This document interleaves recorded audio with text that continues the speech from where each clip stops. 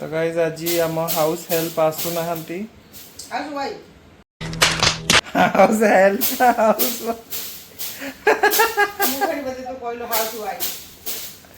आमर एडी नुआ house help आसचंती किसी देखंतु किमिति पहरा रे झाड़ुचंती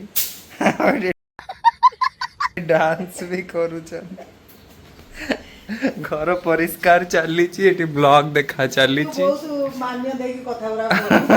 आम बो देखु गाधेवा जाऊँगी बो कौ तुठ को जीव गाधेया कौ तुठ को जीव कौ पोखरी की जीव नई की जाऊच सेठी किमिति गाधौच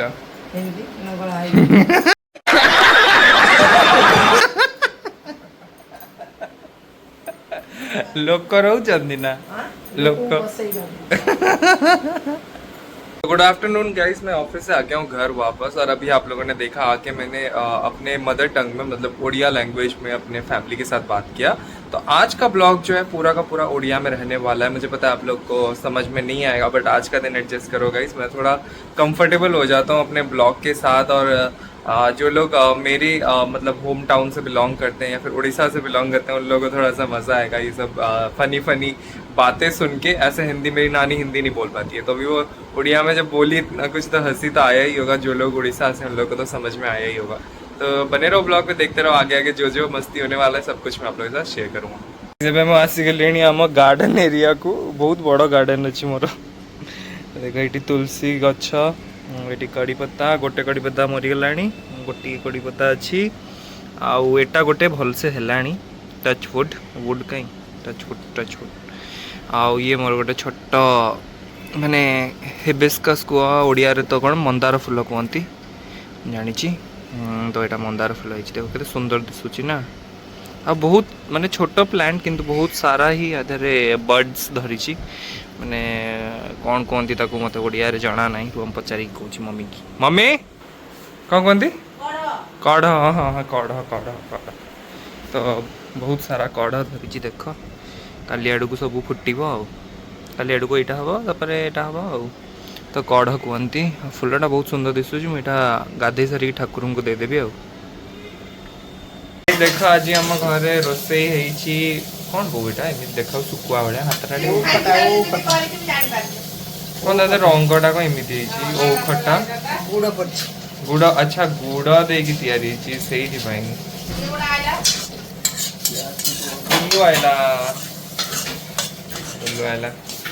तो गाइस रोहन आसीगला आठी देख भाई बहुत खुशी है जमी से लंडन जाइला फेरी आउ मु बहुत सारा जिनस मगई तो से नहीं आई मुझे देखा आपण मैंने। तो गाइस मुझे बाहरी आई बजार आड़ को बजार करिया ना कि ठीक अच्छे दुर्गा पूजा मम्मी शाढ़ी आने जाऊँगी। तो ये देख संध्या ही आसला तो सनसेटा टी देखी नियो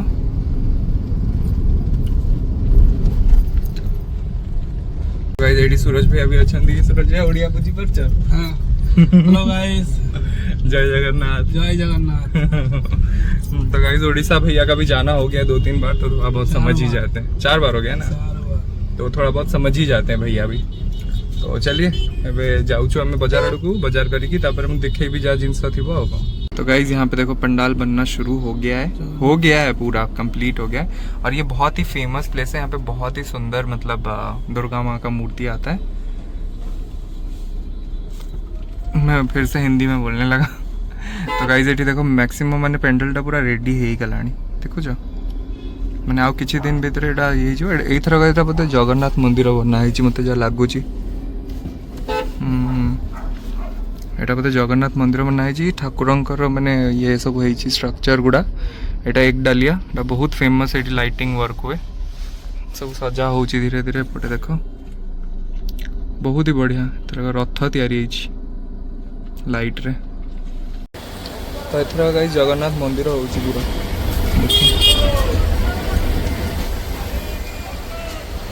तो गाइस जिते दूर को आसुचु सेते आउरी क्लियर देखा होची ये ठाकुरंक मंदिर तैयारी होची से जो जगन्नाथ मंदिर होची ताको ऑपोजिट रे भी गोटे माने पेंडल तैयारी होची एटी देखो 50-80% भला हे आसिलानी आउरी काम चली ठीक अछि।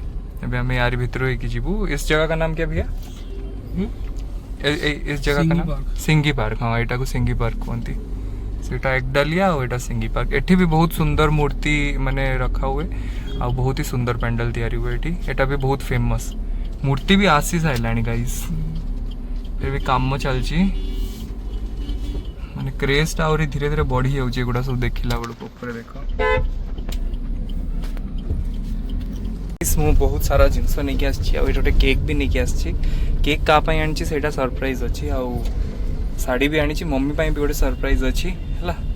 तो चलो सब किसी मुझे घरे जाकि तुम मानक देखेबी। ये गोटे आम घर पाखे भी गोटे पेंडाल होची। ये जगार ना है शीतला मंदिर है। आम घर पाखर एकदम स्ट्रेट रास्ता कि जाम आज देख लास्ट आप देखी थे बैंक बैंक पाखे एकदम यहाँ पेंडालटा हो। तो गाइज मु घर को आसिकली कौन कौन शाड़ी आनी सब एवं कढ़ाई देखा आ मम्मी गोटे सरप्राइज अच्छी। देखिए तुम मैंने भी देखी न पर्यटन समस्त मैंने कई देखी ना तो देखिए समस्त देखा है। तो देख यही शाड़ी गुड़ा आसी यही शाड़ी गुड़ा ही आनिली बजार रू ठीक अच्छे। तो यहीटा ही खाली 850 नहीं आ बाकी दीटा किंतु 900 रुपीस मत यहाँ बहुत पसंद आउे यहाँ एटा एत किसी खास लगुनि किंतु फिर भी चलो। तो यहाँ मम्मी चूज करते वीडियो कॉल रे मुझे देखी। तो यहीगुड़ा तो यहाँ खादी सिल्क दुकानटा मुझे देखी ये पिक्चर दे दूसरी देखी ने आप गरियाहाट अच्छी स्क्रीन रे पिक्चर आस जाइए। तो देखो से बहुत बढ़िया बढ़िया माने शाड़ी गुड़ा अच्छी किंतु सब हैंडलूम आउ माने सब गुड़ा कौन कहती मुझे जानी आ मम्मी सरप्राइज टाइप ये बाहर करिया देख देखिक आसलु मत रंगड़ा भल लगे नहीं आसली। हाँ देख दाम दे आनी बार्गेन करके आनी किंतु केते दाम गैस करिया पड़ो केते दाम दे इनका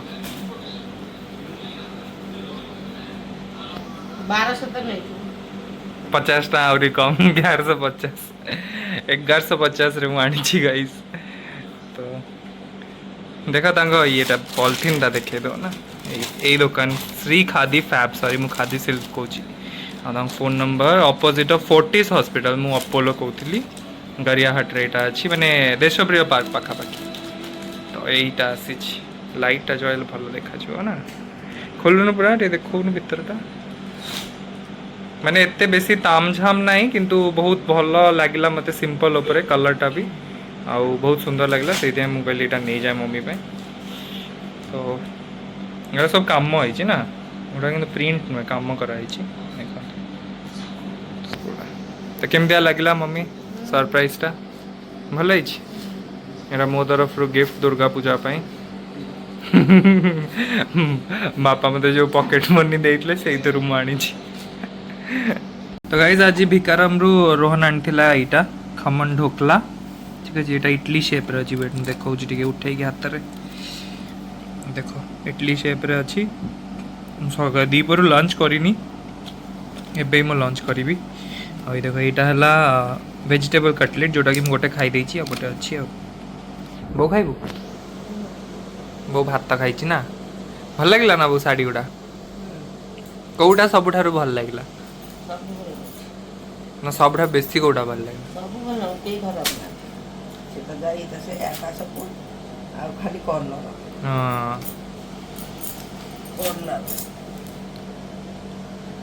सब भल लगी ना। आठ आमर मैक्सु अच्छा मैक्सु भी देखु मैक्सु भी देखुं शाड़ी गुड़ा